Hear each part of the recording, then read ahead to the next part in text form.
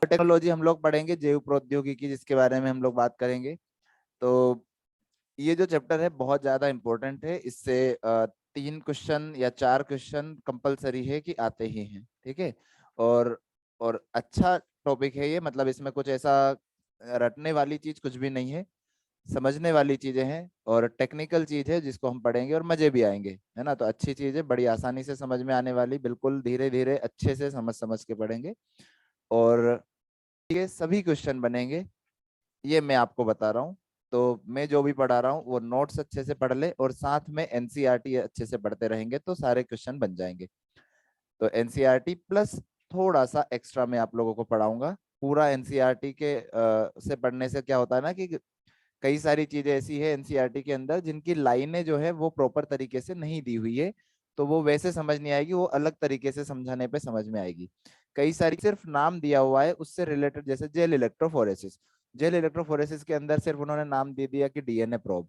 अब जब हमें नाम दिया है तो उसके बारे में डिटेल पता होना चाहिए। वो डीएनए प्रोब बता दिया क्या होती है, कैसे रेडियो एक्टिविटी अटैच होती है, बहुत सारी छोटी छोटी सी चीजें हैं जो हम डिटेल में अच्छे से पढ़ेंगे। और एक चीज और है कि पढ़ने के लिए अपना जो एनसीईआरटी है इसका सीक्वेंस भी थोड़ा सा गड़बड़ है। तो मैंने अलग से अपना सीक्वेंस डिजाइन किया है, तो पूरा तरीके से अलग नहीं है, सीक्वेंस वही रहेगा, चीजें सारी की सारी वही रहेगी जो एनसीईआरटी में, लेकिन कई सारी चीजें एनसीईआरटी में पहले दी है, आनी चाहिए बाद में।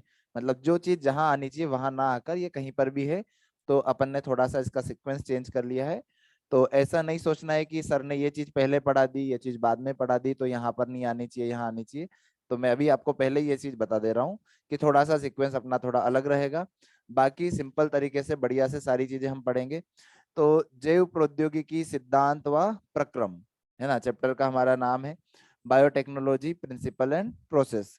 तो बायोटेक्नोलॉजी जो है अभी पूरे ऑल ओवर वर्ल्ड में बहुत ज्यादा सक्सेसफुल चीज है, हर जगह पर इसी चीज का यूज किया जाता है, हर जगह पर इसी चीज का उपयोग करते हैं।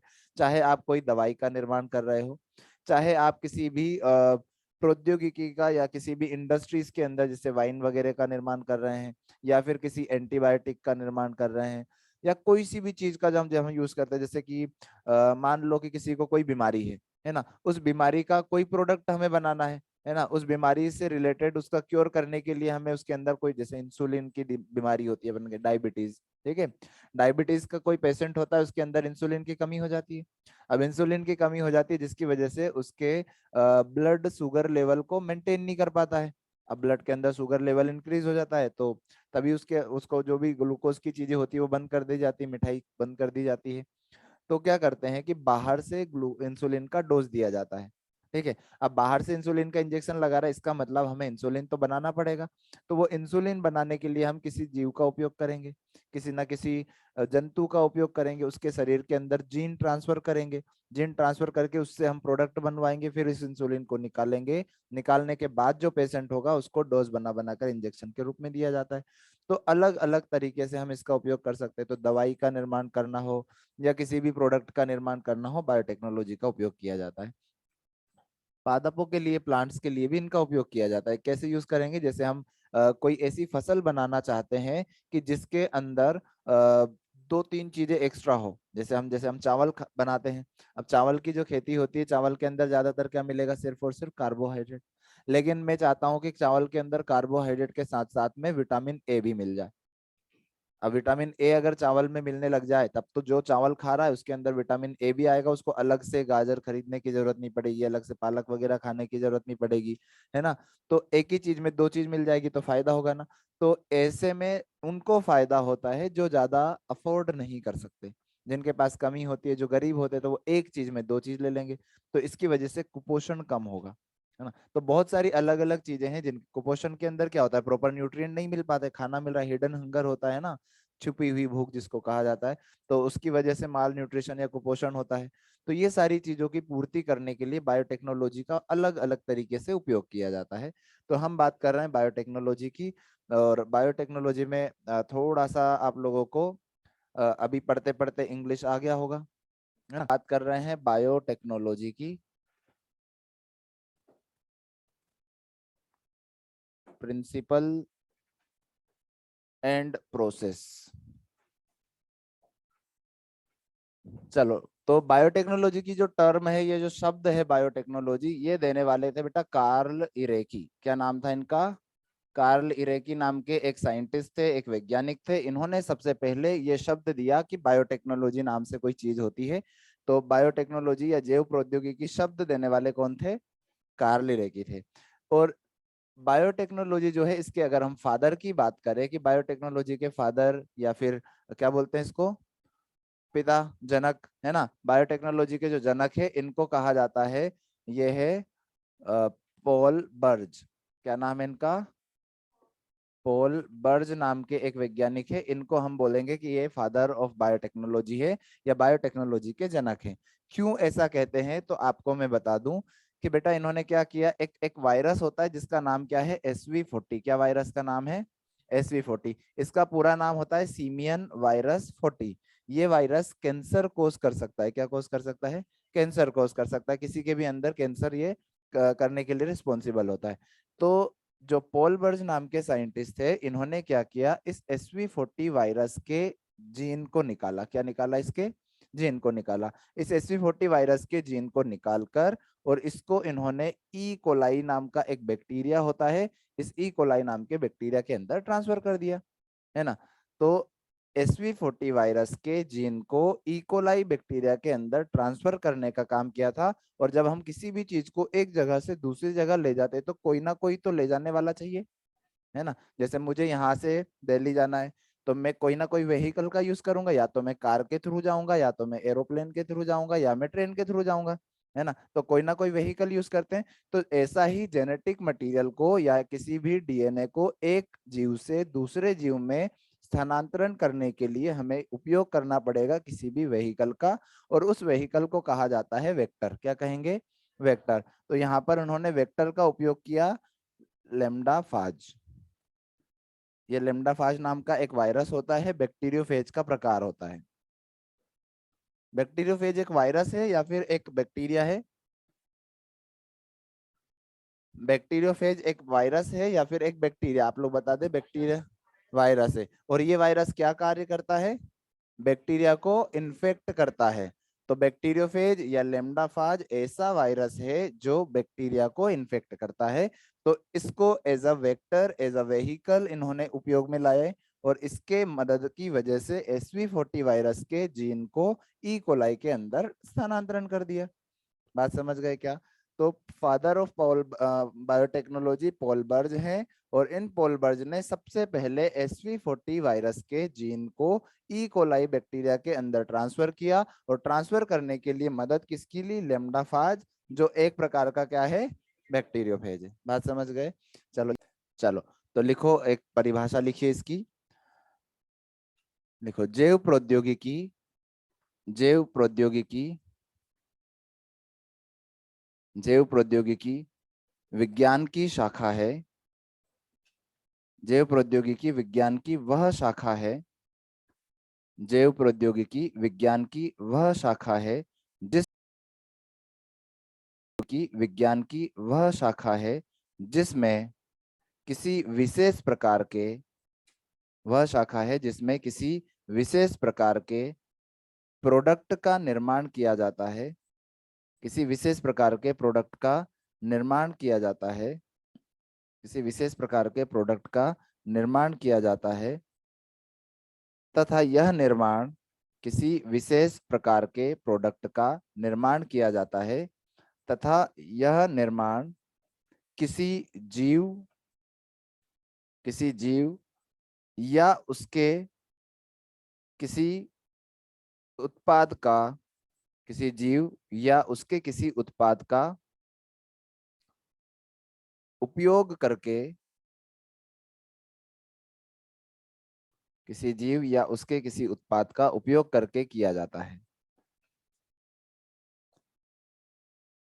किसी जीव या उसके किसी उत्पाद का उपयोग करके किया जाता है। तो बायोटेक्नोलॉजी के अंदर हम किसी भी लिविंग ऑर्गेनिज्म को, यानी किसी जीवित जीव को या फिर उस जीवित जीव के किसी प्रोडक्ट का उपयोग करते हैं। और जीवित जीव या उसके प्रोडक्ट का उपयोग करके हम ऐसी चीज बनाते हैं जो हमारे लिए क्या हो, जरूरी हो या लाभदायक हो। तो ऐसी चीज का निर्माण करने के लिए हम किसी जीवित जीव का या किसी उसके किसी भी कंपोनेंट का उपयोग कर लेंगे। ठीक है। तो इंग्लिश में इसी को अपन बोल सकते हैं कि biotechnology is a branch of science which deal with the using of living organism, किसी भी लिविंग ऑर्गेनिज्म को यूज कर सकते हैं या फिर उसके किसी कंपोनेंट का यूज कर सकते हैं। और क्या प्रोड्यूस करना है, to produce product which are useful for human being, है ना, मानव के लिए उपयोगी प्रोडक्ट का निर्माण करने के लिए किसी भी जीव को या उसके किसी उत्पाद का उपयोग करना बायोटेक्नोलॉजी कहलाता है। तो बायोटेक्नोलॉजी जो है ये हम दो भागों में विभाजित कर सकते हैं।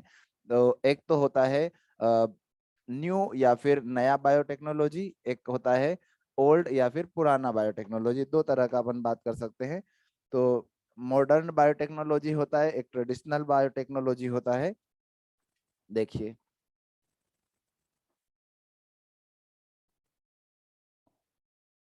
तो biotechnology is a branch of science, इसके अंदर हम दो तरह की चीजों की बात करेंगे, दो तरह का होता है, एक होता है न्यू या फिर इसको हम बोलेंगे मॉडर्न बायोटेक्नोलॉजी, या अपनी हिंदी की भाषा में क्या बोलेंगे इसको, आधुनिक बायोटेक्नोलॉजी का नाम बोल सकते हैं। आधुनिक जैव विविधता होगी, नहीं जैव विविधता क्यों, जैव प्रौद्योगिकी हो गई। ओके, दूसरा वाला होगा ओल्ड या फिर ट्रेडिशनल, और ट्रेडिशनल को क्या बोलेंगे, प्राचीन बायोटेक्नोलॉजी या फिर पारंपरिक। ठीक है, दो तरह की बायोटेक्नोलॉजी होती है, अब पहले समझ लेंगे उसके बाद में लिखेंगे।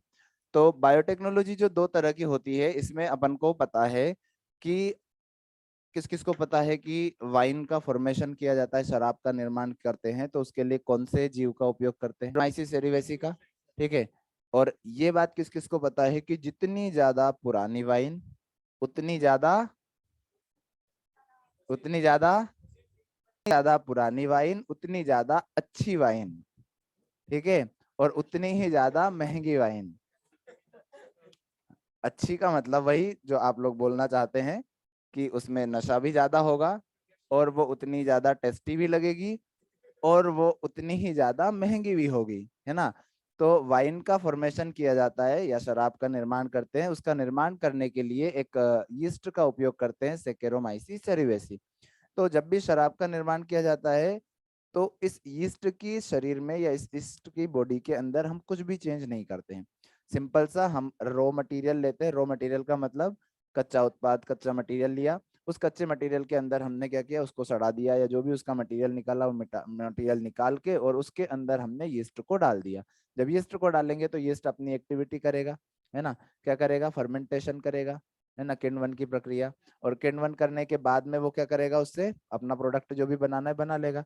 दूसरी चीज आपने देखी होगी, दूध से दही का निर्माण किया जाता है। जब दूध से दही का निर्माण करते हैं तो दूध के अंदर क्या थोड़ा सा दही डालते हैं, वो जो थोड़ा सा दही डालते हैं उसको निवेश द्रव्य के नाम से जाना जाता है। वो जो निवेश द्रव्य होता है, क्या उसमें लेक्टोबेसिलस नाम का बैक्टीरिया होता है, वो लेक्टोबेसिलस बैक्टीरिया क्या करेगा, उस दूध को दही में परिवर्तित कर देगा। तो क्या हमने लैक्टिक एसिड बैक्टीरिया को निकाल के उससे पूछा कि भैया आपके शरीर में कुछ चेंज कर दिया जाए, है, क्या हमने उसके डीएनए में कोई चेंज किया, हमने तो सिंपल सा बस दही के अंदर से थोड़ा सा दही लिया और उसको डाल दिया, है ना। अब बैक्टीरिया को जैसे ही दूध मिला उसने अपना काम चालू कर दिया और दूध से क्या बना दिया। तो जब किसी भी जीव के शरीर में बिना कुछ चेंज किए हम अपना उत्पाद या अपना कोई प्रोडक्ट बनवाते हैं, तब उसको किस बायोटेक्नोलॉजी के अंदर रखेंगे, प्राचीन या फिर ओल्ड बायोटेक्नोलॉजी के अंदर।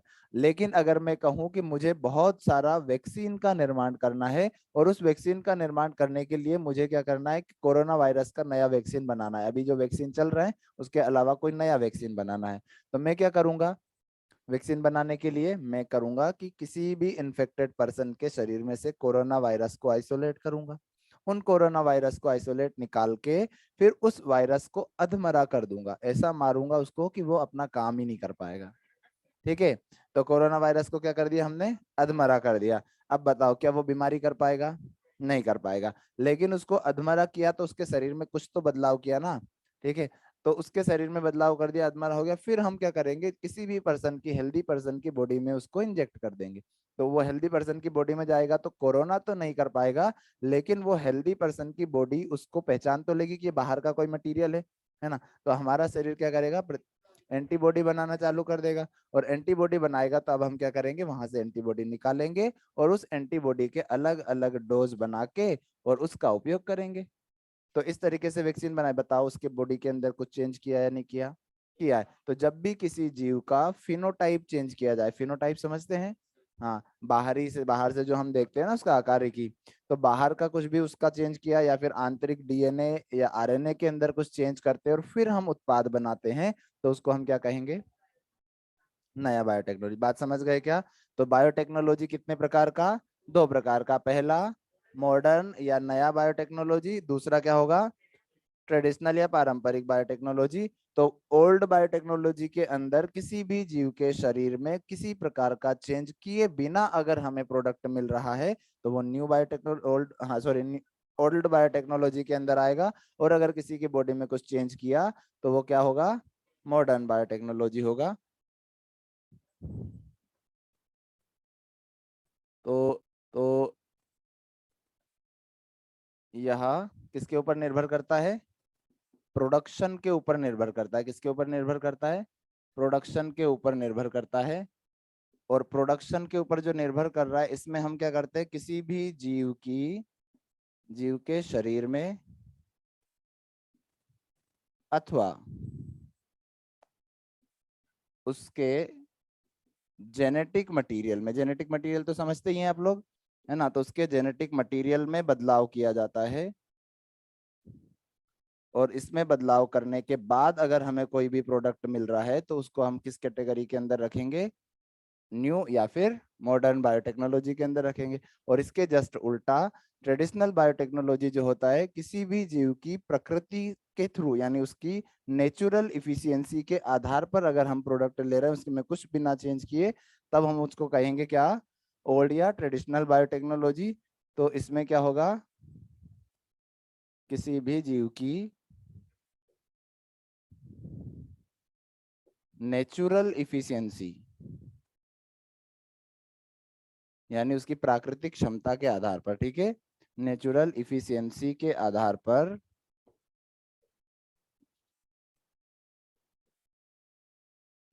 उत्पाद का निर्माण किया जाता है।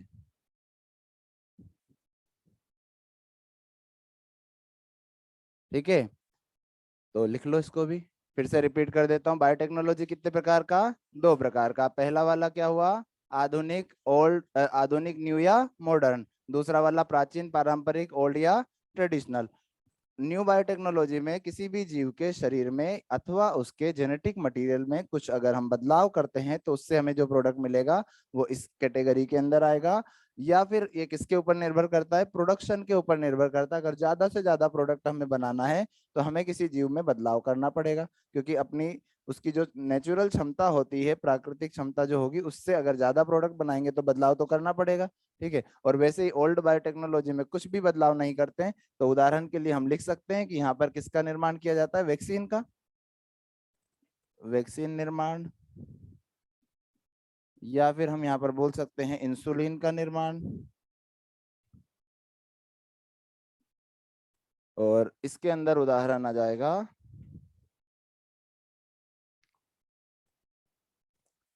दूध से दही का निर्माण।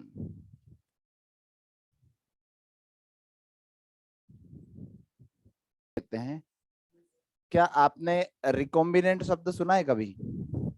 रिकॉम्बिनेंट में री का मतलब क्या कहेंगे? रिकॉम्बिनेंट, री का मतलब क्या होता है? पुनः। ओके, बिल्कुल सही बात है। और कॉम्बिनेंट का मतलब क्या होगा? कॉम्बिनेशन। कॉम्बिनेशन सुना है या नहीं सुना है? किसी दो चीज को अगर हम मिला दें तो क्या कहेंगे? उसको कॉम्बिनेशन कहेंगे। तो सबसे पहले रिकॉम्बिनेंट डीएनए बनाने वाले दो साइंटिस्ट थे जिन्होंने मिलकर रिकॉम्बिनेंट डीएनए का निर्माण किया था। तो रिकॉम्बिनेंट, रिकॉम्बिनेंट में री का मतलब पुनः, और कॉम्बिनेंट का मतलब क्या होता है? कंबाइन करना या मिलाना। ठीक है, तो जब हम दो चीजों को मिला दे या कंबाइन करेंगे तो हमें क्या मिलेगा? एक स्पेशल प्रकार का डीएनए मिलेगा, स्पेशल टाइप का डीएनए मिलेगा, जिसको हम क्या नाम कहेंगे? Recombinant DNA. तो ये जो रिकॉम्बिनेंट डीएनए होता है, इसका निर्माण करने वाले थे बेटा दो साइंटिस्ट का नाम लिखेंगे, स्टैनली कोहेन, स्टैनली कोहेन एवं हर्बर्ट बोयर। कितने साइंटिस्ट का नाम लिखा मैंने? दो साइंटिस्ट का नाम लिखा। इन दोनों ने मिलकर सबसे पहले रिकॉम्बिनेंट डीएनए का निर्माण किया था। किसका निर्माण किया था? रिकॉम्बिनेंट डीएनए का। तो मेरे पास आ गए ये दोनों के दोनों, मेरे से पूछा बताओ सर हम रिकॉम्बिनेंट डीएनए बनाना चाहते हैं, लेकिन आपसे पूछ के बनाना चाहते हैं, कैसे बनाए? तो मैंने कहा कोई बात नहीं, देखो मैं बता देता हूँ आपको कि ऐसा हमारे पास में एक बैक्टीरिया है, ठीक है, एक बैक्टीरिया है। इस बैक्टीरिया के अंदर इसके पास में खुद का जेनेटिक मटेरियल है, ठीक है। इसके जेनेटिक मटेरियल में मैंने इनको बताया कि एक प्रकार का जीन होता है। क्या होता है? इस एक प्रकार का जीन होता है, इसको हम बोलेंगे एंटीबायोटिक रेजिस्टेंट जीन। कैसा जीन है ये? तो उसने बोला कि सर ये क्या होता है? तो मैंने बताया कि इस बैक्टीरिया को आप किसी एंटीबायोटिक से ट्रीट करो, ये बैक्टीरिया मरेगा ही नहीं। आपने सबने वो देखा है एडवर्टाइजमेंट लाइफ बॉय का? लाइफ बॉय का जब एडवर्टाइजमेंट देखते हैं या किसी और चीज का, डेटॉल वेटॉल का देखते हैं, तो बोलते हैं कि 99.9% बैक्टीरिया मर जाते हैं लेकिन एक बैक्टीरिया नहीं मरता। ये वही बैक्टीरिया है, ठीक है। तो ये कौन सा बैक्टीरिया जो नहीं मरता है? क्यों नहीं मरता है? क्योंकि उसके पास क्या है? एंटीबायोटिक रेजिस्टेंट जीन है। तो हमने बोला कि आप एक बैक्टीरिया लो जिसके पास में क्या होना चाहिए? Antibiotic resistant gene. और उसके बाद में एक बैक्टीरिया और ले लो, और इस बैक्टीरिया का हम नाम रख लेते हैं साल्मोनेला टाइफी। क्या नाम सुना है आपने? साल्मोनेला टाइफी जो नाम का बैक्टीरिया, क्या ये बीमारी करता है कोई सी? कौन सी? टाइफाइड बीमारी करता है। तो हमने बोला कि इस बैक्टीरिया के पास में मेन क्रोमोसोम तो होता ही होता है, इसके साथ साथ में एक इस तरीके से सर्कुलर डीएनए भी होता है जिसको प्लाज्मिड का नाम देते हैं, ठीक है। ये जो प्लाज्मिड होता है आप इसको भी बाहर निकाल लो। तो इन्होंने क्या किया? इस प्लाज्मिड को बाहर निकाला। इन्होंने क्या किया? इतना सा पोर्शन, यानी ये वाला जो एंटीबायोटिक रेजिस्टेंट जीन वाला पार्ट था, इसको भी बाहर निकाल लिया। और इन दोनों को बाहर निकालने के बाद में एक एंजाइम होता है, एक प्रोटीन होता है जिसको हम बोलते हैं डीएनए लाइगेज। ये डीएनए लाइगेज जो होता है दो डीएनए को जोड़ने का कार्य करता है, ठीक है। तो इन्होंने क्या किया? इसके अंदर से एंटीबायोटिक रेजिस्टेंट जीन बाहर निकाल लिया, इसके अंदर से प्लाज्मिड को बाहर निकाल लिया, और दोनों को बाहर निकालने के बाद में इन दोनों को आपस में जोड़ दिया। जब दोनों को आपस में जोड़ेगा तो इनको एक इस तरीके का प्लाज्मिड मिलेगा जिसके अंदर बीच में कहीं पर एंटीबायोटिक रेजिस्टेंट जीन भी होगा। बात समझ गए? क्या ये जो प्लाज्मिड बना है ये दो डीएनए को मिलाकर बना है? एक तो इसका डीएनए, दूसरा इसका डीएनए। क्या हम इसको रिकॉम्बिनेंट डीएनए बोलते हैं? इसी को आरडीएनए का नाम दिया जाता है। क्या बोलेंगे इसको? आरडीएनए। आरडीएनए का मतलब रिकॉम्बिनेंट डीएनए। बोले सर हमें पता कैसे चलेगा कि इसको जो एंटीबायोटिक दिया है वो काम कर रही है कि नहीं कर रही है? मैंने कहा उसका भी हमारे पास में तरीका है। एक कोलाई बैक्टीरिया होता है, आप इसको कोलाई बैक्टीरिया के अंदर ट्रांसफर कर दो। तो जब इन्होंने इसको कोलाई बैक्टीरिया में ट्रांसफर किया और इस कोलाई बैक्टीरिया के ऊपर इन्होंने कोई एंटीबायोटिक डाला, तो कोलाई मरा ही नहीं। कोलाई को तो मजा आ गया, उसने बोला अपन तो भगवान हो गए, पावरफुल हो गए, अपने कोई दिक्कत नहीं है अब, है ना, अपनी ही भगवान है। तो इसने ऐसा बोल दिया। बात समझ गए क्या? फिर से रिपीट कर रहे भैया। हाँ बेटा, कुछ क्वेश्चन है किसी का? नहीं, कोई बात नहीं। तो रिकॉम्बिनेंट डीएनए की हम लोग बात कर रहे हैं। रिकॉम्बिनेंट डीएनए बनाने वाले कौन थे? Stanley Cohen and Herbert Boyer. सबसे पहले इन्होंने रिकॉम्बिनेंट डीएनए बनाया, यानी दो डीएनए को मिलाकर एक नया डीएनए जब बनता है उसको हम रिकॉम्बिनेंट डीएनए का नाम देते हैं। कैसे बनाया? एक नॉर्मल बैक्टीरिया ले लिया, बस उस बैक्टीरिया के पास में क्या होना चाहिए? Antibiotic resistant gene. एक दूसरा बैक्टीरिया लिया साल्मोनेला टाइफी, और ये साल्मोनेला टाइफी के अंदर से क्या निकाला? प्लाज्मिड बाहर निकाल लिया। तो इस प्लाज्मिड को बाहर निकाला, एक एंटीबायोटिक रेजिस्टेंट जीन को बाहर निकाला, दोनों को निकालने के बाद में डीएनए लाइगेज से दोनों को जोड़ दिया। जब दोनों को जोड़ा तो हमें जो डीएनए मिलेगा वो कैसा होगा? Recombinant DNA. और फिर उसको हमने ट्रांसफर कर दिया किसके अंदर? कोलाई के अंदर ट्रांसफर कर दिया। तो ट्रांसफर करने के बाद जो कोलाई होगा, क्या उस कोलाई को किसी पर्टिकुलर एंटीबायोटिक से कोई दिक्कत होगी? नहीं दिक्कत होगी। इसको बना लीजिए अच्छे से, फिर आगे पढ़ेंगे। क्या पूछ रहा बेटा? शादी के बारे में? मतलब शादी कैसे करे सर जल्दी से? पहले डॉक्टर बनोगे, और अगर, हाँ ये बात सही है, डॉक्टर बनने के बाद डॉक्टर से शादी करो तो इनकम क्या होगी, डबल हो जाएगी। और शादी करने, डॉक्टर बनने के पहले अगर शादी कर ली तो आप भी डॉक्टर नहीं बन पाएंगे। अरे पहले शादी कर लोगे तो डॉक्टर कैसे बनोगे?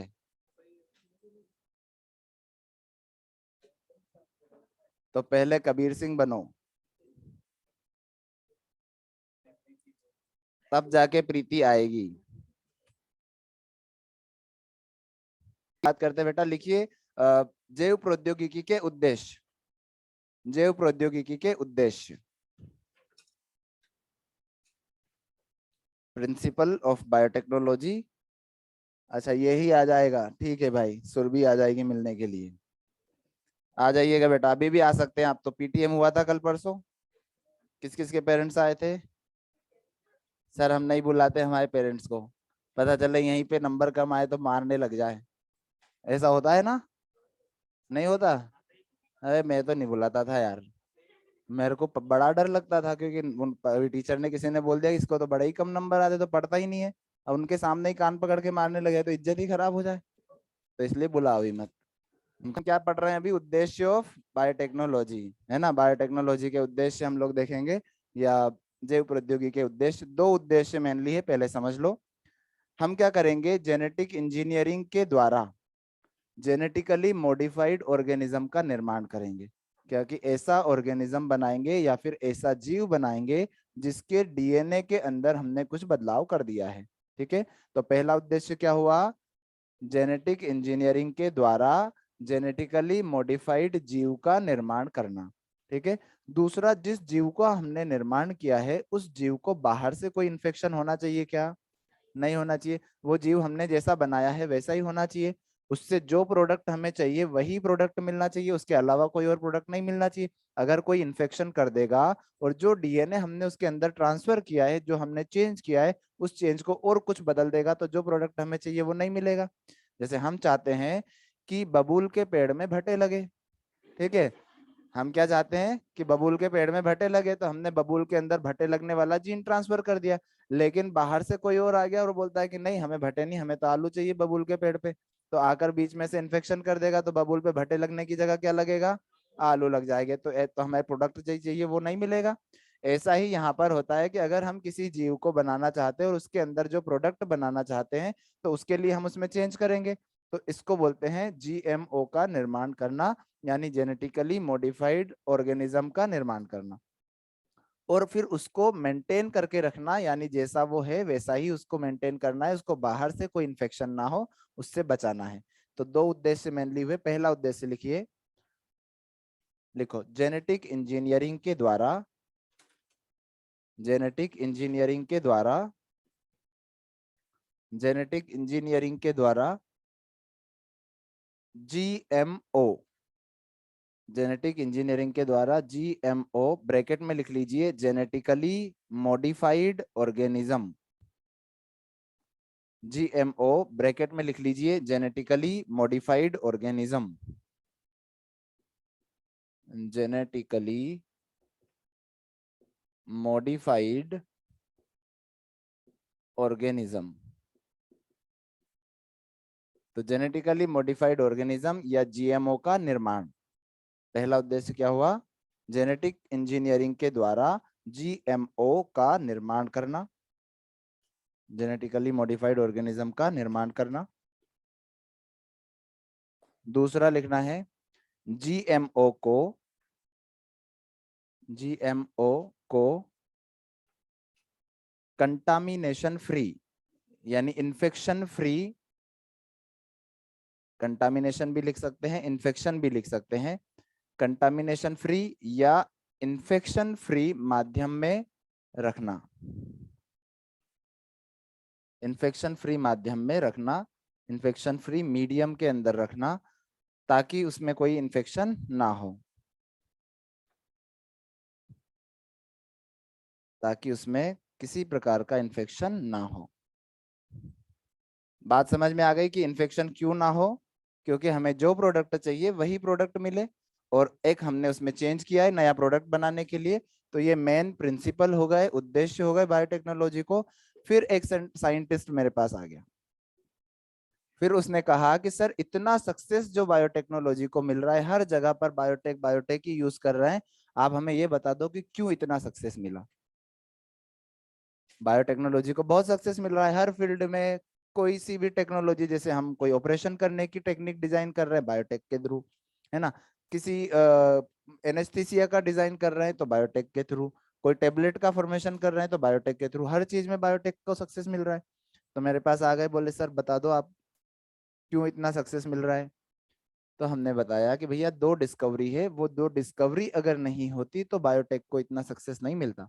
तो बोले ऐसी भी क्या हो गई दो डिस्कवरी से, तो बोले वही जरूरी है, उसी के द्वारा सब कुछ काम हम कर सकते हैं।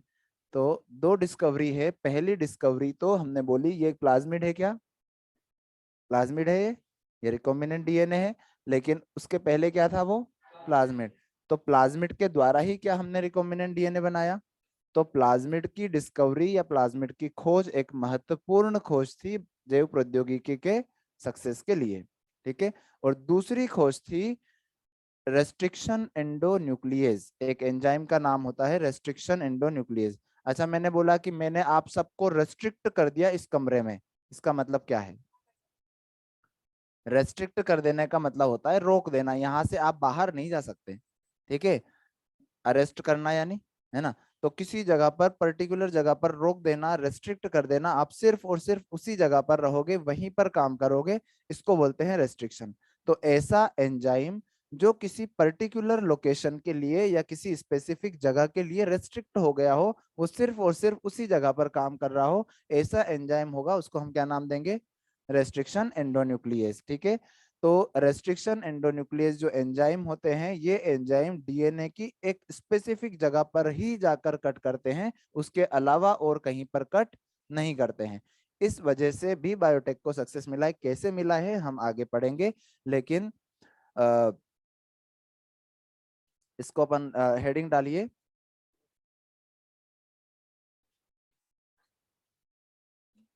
सक्सेस को हिंदी में क्या बोलते हैं, सफलता। लिखो, जैव प्रौद्योगिकी की सफलता के पीछे दो कारण हैं।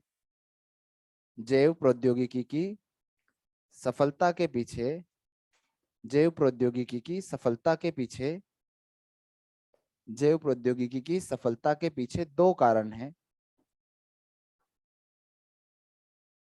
के पीछे दो कारण हैं। पहला लिखिए, प्लाज्मिड की खोज, पहला लिखिए प्लाज्मिड की खोज, प्लाज्मिड की खोज। और दूसरा लिखिए रेस्ट्रिक्शन एंडोन्यूक्लियस की खोज। अ, इसको अपन हेडिंग डालिए,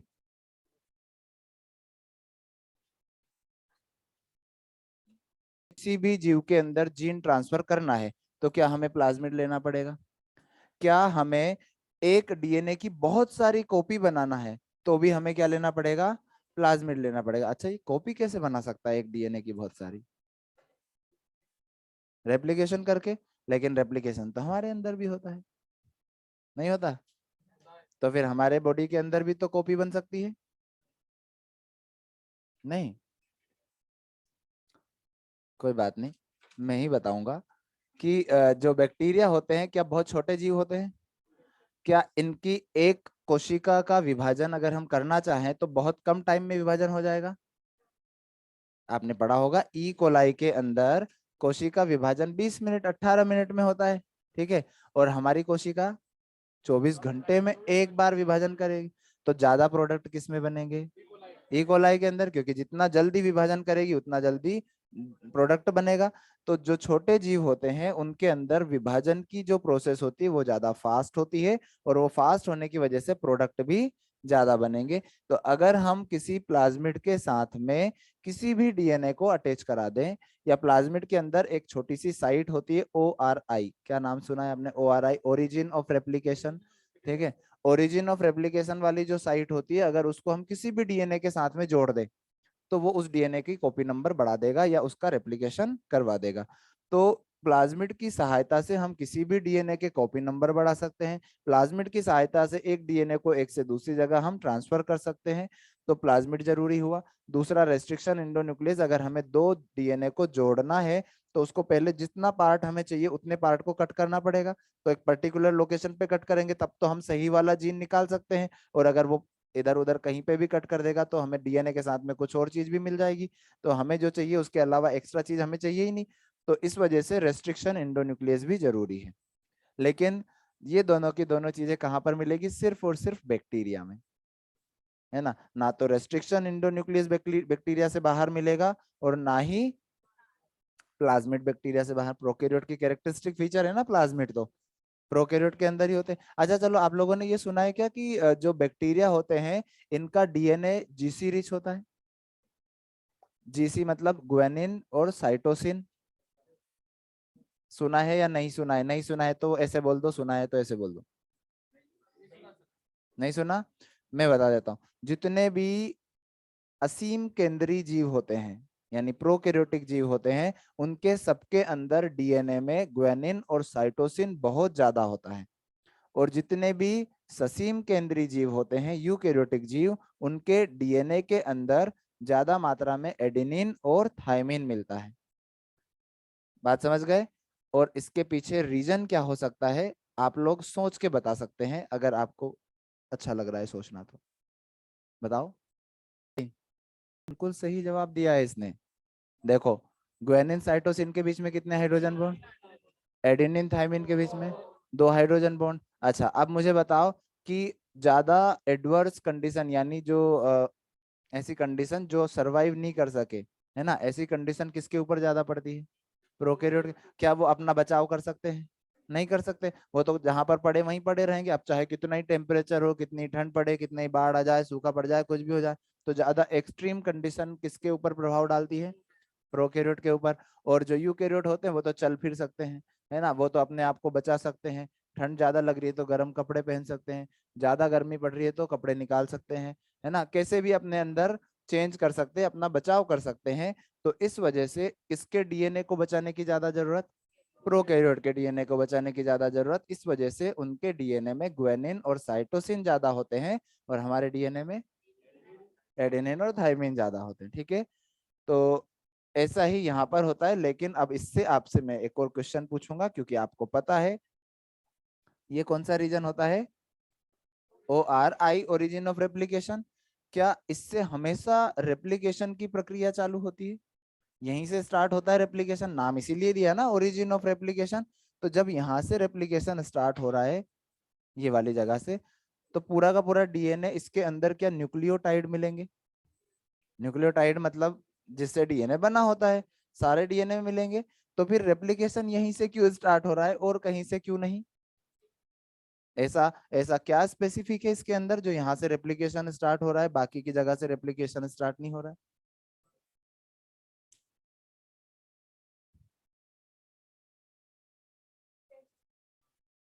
अरे मेरे दादा होन, इसमें भी एडेनिन थायमिन ज्यादा होगा तो जल्दी मेल्ट हो जाएगा, बाकी का पूरा डीएनए ग्वानिन साइटोसिन वाला है।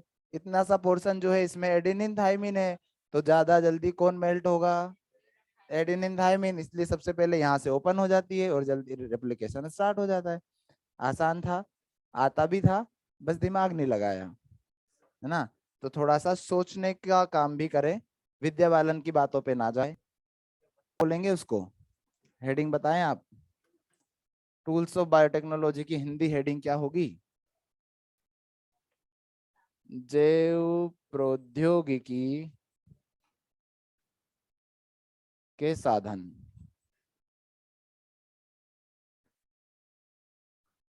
तो आपको पता है हम चार तरह के साधनों का उपयोग करते, किसी भी जीएमओ का निर्माण करने के लिए हमें चार चीजों की खास जरूरत पड़ेगी। ठीक है। अच्छा चलो मुझे बताओ, क्या अगर मैं किसी जीव के अंदर बाहर से कोई डीएनए ट्रांसफर करना चाहता हूं, तो क्या हमें उसकी सेल को ब्रेक करना पड़ेगा?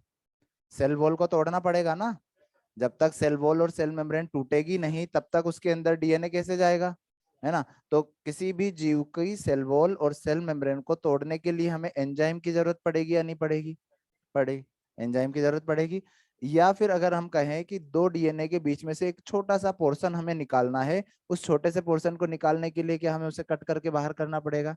तो कट करने के लिए भी हमें एंजाइम की जरूरत पड़ेगी, नहीं पड़ेगी? अगर मैं कहूं कि मुझे दो डीएनए को जोड़ना है, तो जोड़ने के लिए भी मुझे एंजाइम की जरूरत पड़ेगी। और मैं अगर आपसे कहूं कि मुझे डीएनए से डीएनए का निर्माण करना है या डीएनए से आरएनए का निर्माण करना है, तो उसके लिए भी मुझे एंजाइम की जरूरत पड़ेगी। तो एंजाइम की जरूरत तो सबसे ज्यादा है ना? तो पहला जो साधन होगा हमारा वो क्या होगा? एंजाइम्स। अलग अलग प्रकार के एंजाइम की जरूरत पड़ेगी। चलो, दूसरा साधन हुआ कि मैं एक डीएनए को एक जगह से दूसरी जगह स्थानांतरित करना चाहता हूँ। ठीक है, और एक जगह से दूसरी जगह स्थानांतरण करने के लिए क्या मुझे वेहिकल की जरूरत पड़ेगी? चलो ठीक है। अगर मैं कहूँ कि मुझे एक व्यक्ति को मेरे पीछे बिठाना है और मुझे उसे पूरे इंदौर में घुमाना है बड़े अच्छे से, ठीक है, अच्छी अच्छी जगह ले जाना है, अच्छा अच्छा खाना भी खिलाना है, ठीक है, तो क्या मैं उसके लिए एक रेसिंग बाइक का यूज कर सकता हूँ? या बुलेट भी कर सकता हूँ, या एक अच्छी सी लंबरगिनी का भी यूज कर सकता हूँ, ठीक है। तो एक व्यक्ति के लिए अगर हम चीज चाहते हैं तो हम अपने हिसाब से छोटा व्हीकल यूज कर सकते हैं। तो अगर मैं छोटा डीएनए एक जगह से दूसरी जगह ट्रांसफर करूंगा तो छोटा व्हीकल। लेकिन अगर मैं कहूँ कि मुझे पूरी की पूरी बारात लेके जाना है, तो बारात ले जाने के लिए क्या मैं बस करना पड़ेगी, ठीक है, तो बड़ा व्हीकल हुआ। फिर मैं कहूँ कि चलो कोई बात नहीं, हम पिकनिक पे जा रहे हैं चार छह लोग, तो साथ में एक कार ले जाएंगे, उससे काम हो जाएगा। और मैं कहूँ कि नहीं, मुझे तो पूरा का पूरा जिला अपने साथ लेके जाना है, तो फिर ट्रेन उपयोग करना पड़ेगा।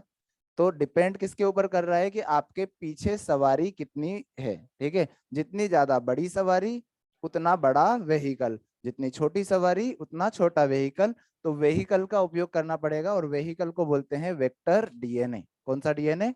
Vector DNA. तो एक तो हमने एंजाइम का उपयोग करना है, दूसरा हमें वेक्टर डीएनए का उपयोग करना है। वेक्टर का मतलब होता है व्हीकल,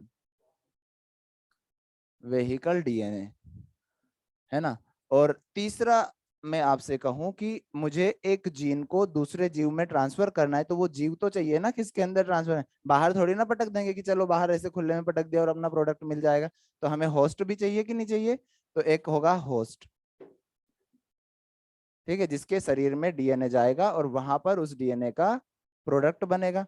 अच्छा चलो, तीन चीजें हो गई, लेकिन सबसे ज्यादा जरूरी चीज तो मैंने आपको बताई नहीं। मैं कहूं कि मुझे इंसुलिन का निर्माण करना है, तो क्या मुझे इंसुलिन का जीन चाहिए? मैंने कहा बताया इंसुलिन का जीन, इंसुलिन का जीन चाहिए ना। तो जिस जीन से हमें प्रोडक्ट चाहिए उस जीन को बोलते हैं डिजायर्ड जीन। कैसा जीन? तो हमें चार चीजें चाहिए, चार चीज में से पहला एंजाइम हुआ, दूसरा वेक्टर या वेहिकल डीएनए हुआ, तीसरा होस्ट हुआ, और चौथा क्या होगा?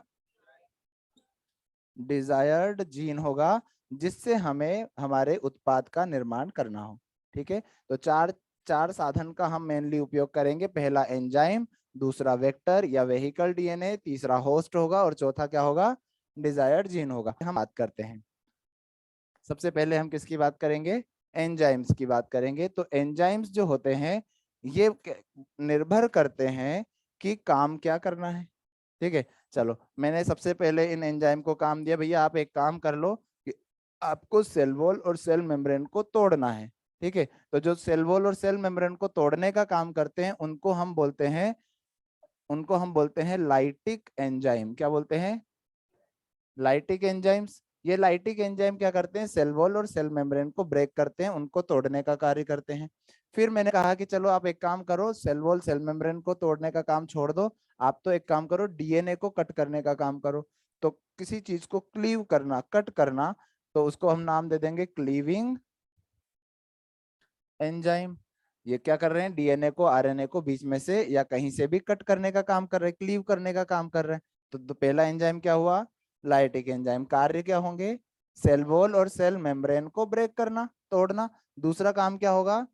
क्लीविंग एंजाइम नाम है, और ये क्या करेगा? क्लीव करेगा, कट करेगा डीएनए को या आरएनए को। तीसरा एंजाइम हमने कहा कि भैया कट भी हो गया, अब जोड़ना भी तो पड़ेगा ना, तो जोड़ने के लिए हम बोलेंगे ज्वाइनिंग एंजाइम। और अगर जोड़ भी दिया तो अब हमें उसकी कॉपी नंबर भी बढ़ाने पड़ेंगे, और कॉपी नंबर बढ़ाने हैं तो हमें कौन सा एंजाइम यूज करना पड़ेगा? Synthesising enzyme. तो कितने तरह के एंजाइम हो गए हमारे पास में? 4 तरह के एंजाइम हो गए, और ये 4 तरह के एंजाइम का सबका कार्य अलग अलग होता है। तो पहले हमने तोड़ा, फिर हमने काटा, फिर हमने जोड़ा, और फिर से हमने बनाया। ठीक है, ये 4 काम किए। तो तोड़ना किसको है? सेल वॉल और सेल मेम्ब्रेन को। फिर काटना किसको है? डीएनए और आरएनए को। फिर जोड़ना किसको है? डीएनए को। ओके, डीएनए डीएनए को जोड़ना है, और फिर हमें उसका कॉपी नंबर बढ़ाना है। तो ये 4 कार्य करने के लिए अलग अलग प्रकार के एंजाइम चाहिए। अब हमने लाइटिक एंजाइम से बात करना चाहा कि भैया आप बता दो आप किस तरीके से काम करोगे, या फिर आपके भी प्रकार हो तो वो भी बता दो।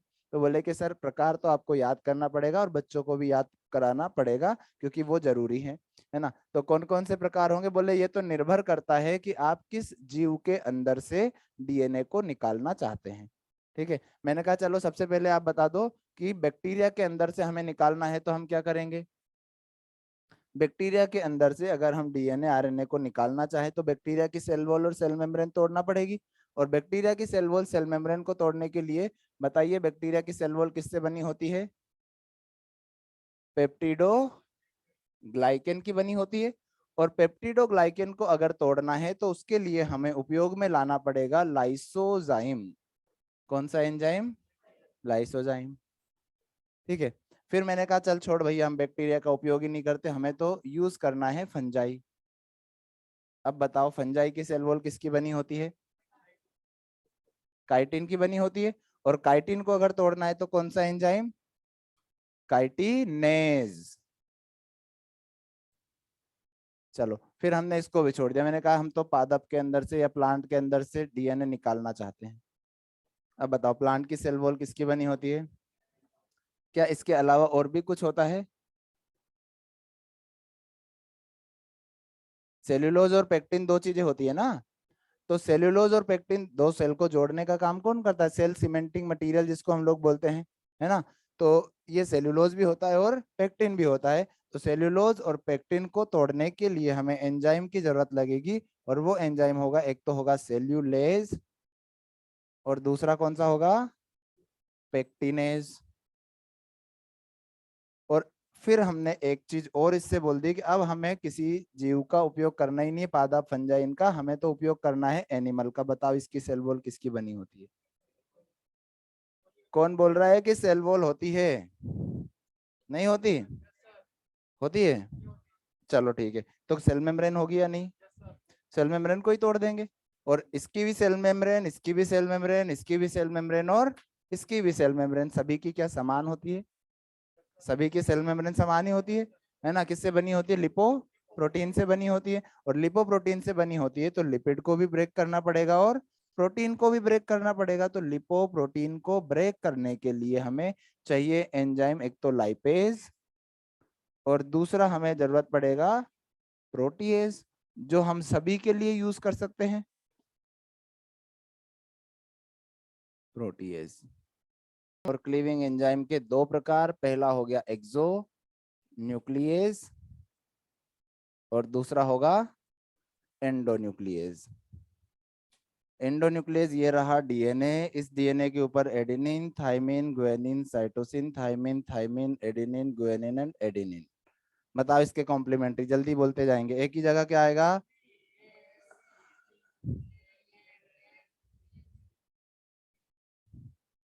ठीक है, तो ये सारे के सारे न्यूक्लियोटाइड। अब हमने कहा कि भैया काम करके बताओ, बोले एक काम करेंगे, सबसे पहले इस जी को निकालेंगे पहले नंबर पे, फिर ए को निकाल देंगे दूसरे नंबर पे, फिर से ए को निकाल देंगे तीसरे नंबर पे। बताओ रिमूव करना कहाँ से चालू किया?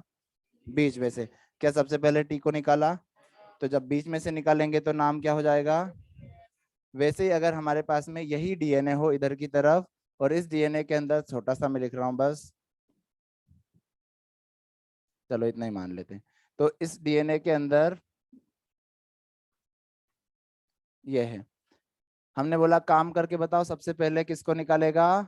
ए को, फिर किसको निकालेगा? और फिर ऐसे अगर बाहर से निकालना चालू करे तो नाम क्या हो जाएगा?